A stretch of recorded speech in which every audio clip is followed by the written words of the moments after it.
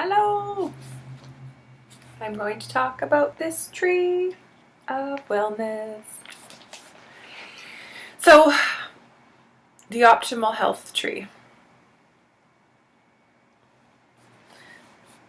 Think of wellness as a tree. That's what we're going to do. Maybe we'll use my little totem guy. He's kind of a little tree.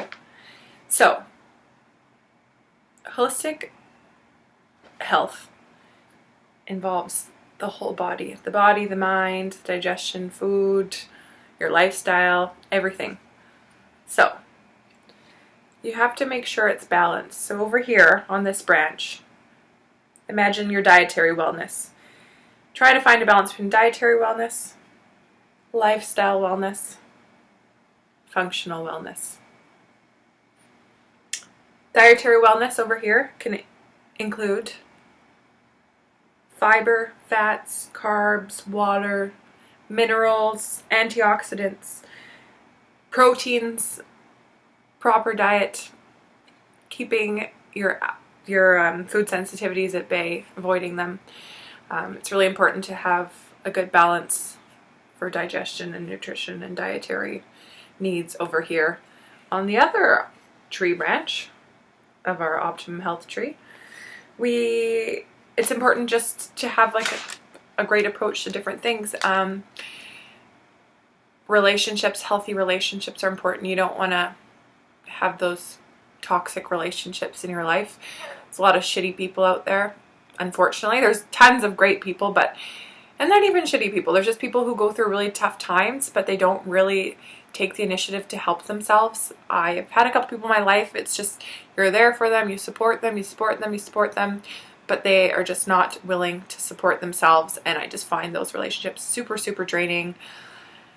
They suck the life out of you. I like to call them Dementors, not to their face, or really to anyone. In my head, I think of them as Dementors, just sucking out my energy. And when I was younger, I just kind of felt as though it was an awful thing to abandon people when they're going through a hard time. And it's not so much abandoning.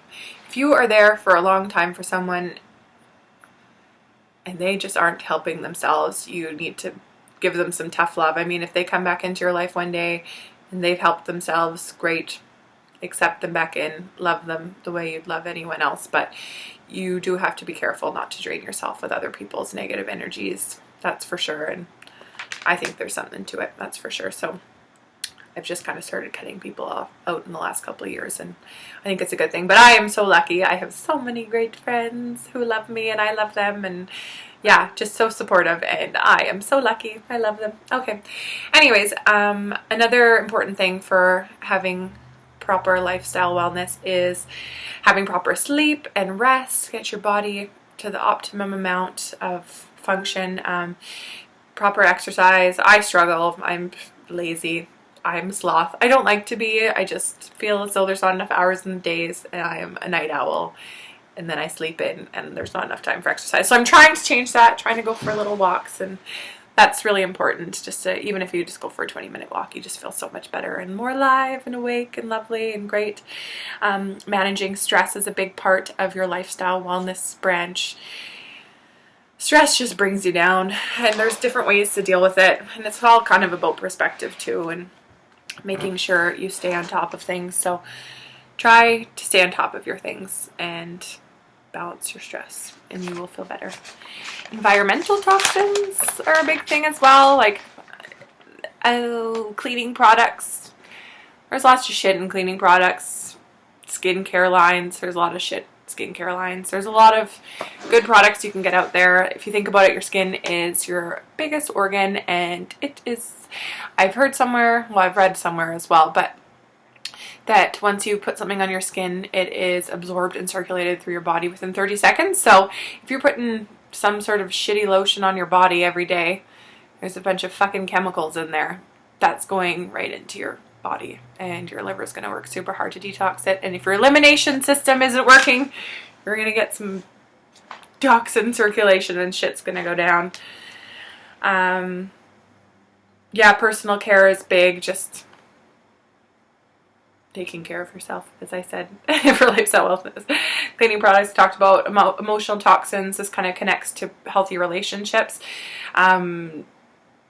Yeah, you don't want toxic relationships. Just get rid of them and try to think positive as much as possible. I know people kind of roll their eyes at that, but it's huge. If you stop yourself from saying negative things about yourself, about others, about whatever in your mind or out loud, you kind of cleanse yourself of the negative aspects and you can enjoy this life for what it is. It's a short ride and it's pretty cool, and there's lots to take from it. It's really important. I think that one thing that's really nice to keep positive is taking a gratitude journal, whether it's at night or in the morning. Yeah, you just write down the greatest things that's happened in your day, and just, it can be little things like, I'm really grateful for this duck here. I love this duck. He's one of my favorite things, and my life's better for it. But it's not about material things. It's, you know, the waking up with the sunshine coming through your window in the morning. That is just one of the most beautiful things that you can experience. And when you write those down and you're having a bad day and you can go back and look at them, it just makes your life so much better. And when your body's at ease, it functions at a better rate. So yeah, I think there's something to do with it, all holistic, all together. And then the trunk, functional wellness. So the trunk of the tree, digestion, making sure your digestion's up to par, hormonal balance, adrenals, getting PMS under control. I have yet to figure this out. I've been finding that with PMS for myself, I just took a bit of a food journal while I was PMSing, and yeah, my hormones go out of whack like crazy. So there's different things you can do for that. I'll talk about that more in the future, but I think it's really important for myself, at least when I'm PMSing, to make sure I'm eating like high fiber foods and drinking lots of water and lots of fruits and stuff like that. That keeps my sugar cravings at bay. It keeps my blood sugar from going all over the place. It also helps with PMS constipation as well. That happens to a lot of people. I don't know. It happens to our family. Just feel constipated. And so if you're drinking lots of high fiber drinks and eating lots of good foods, it really helps with that, and it helps your body function properly as well. And I think that also helps with the regulation of hormones. Reducing inflammation. There's different foods that you can avoid to reduce inflammation. Inflammation causes different allergies and diseases in the body. So that's really big. Make sure your circulation's good. Exercise goes into this as well. Making sure you've got proper, going for a little walk, get your circulation going. It's a good thing. It's a good thing. I feel like wearing tight clothes is, like tight pants, that definitely stops your circulation from working properly. So I think that's something to look into as well.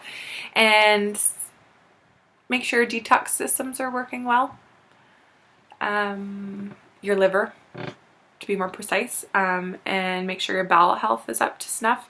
Eliminating foods and byproducts and all that jazz from your body, and keeping an eye on your gut health as well. They've done recent studies that show that in your gut there are more neurotransmitters than there actually are in your brain. So that's huge. And it's really important that you have good bacteria and intestinal flora going on down there. So probiotics are huge, and eating prebiotic foods as well are also huge. So make sure you get all that sorted out. Yeah, it's all about balance, having proper balance in your life, and making sure you're taking good care of yourself and being nice to your body as much as you can, and to your mind and to your emotions and everything. So just feel everything out and eat well and live well and love and be loved and all that jazz, and it just makes a world of difference. And you don't have to have a million friends, but try to have one nice, great friend and you'll be happy. And eat good food. Have a lovely day. Goodbye.